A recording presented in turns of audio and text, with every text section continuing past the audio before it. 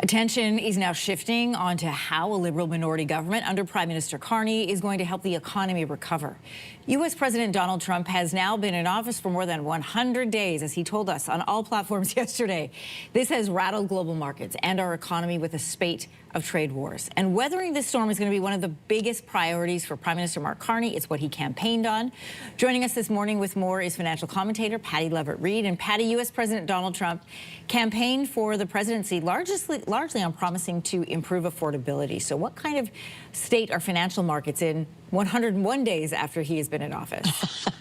Yeah, well, they're not great. There's been extreme volatility. And by any standard, I would argue that many would say Trump 1.0 is mild in comparison to Trump 2.0. Since the inauguration, his popularity has definitely continued to slide downward. You know, Anne-Marie, I looked at the U.S. dollar. In modern day, it's one of the worst performances we've seen in the first 100 days. Global investors, to your point, are starting to shy away from the U.S. Gold's been a great benefactor, but that tends to be a safe haven play. So what is that telegraphing? He's tried to step in and meddle with the U.S. Federal Reserve. He's backed off, but that didn't really create an element of trust. Do you want me to keep going on? I'm going to have another question for you. Turning back to Ottawa, how much weight is Prime Minister Carney going to carry and help stabilizing markets here in Canada? What's his role there?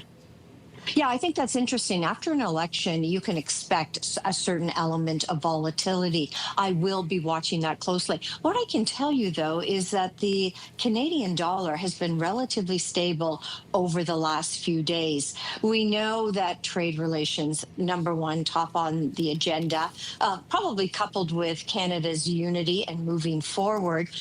You know, it's not just that. He has to now elect a cabinet. Yeah. He has to come down with a new budget. Some say that'll happen come June, maybe around that time frame. Yeah, he's got a lot ahead of him. That's not a technical term. I'm just saying there are a lot of things that need to be done. Well, it doesn't need to be technical. It just has to be true, and it is. What are some of the biggest moves you're going to be watching for in these first few weeks?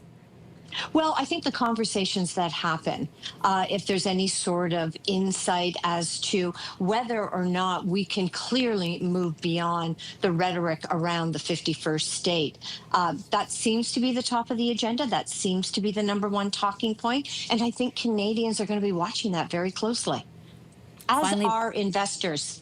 Well, yeah, absolutely. If you like that video, make sure to subscribe to the Your Morning YouTube feed, where you can find all kinds of new content posted every weekday morning.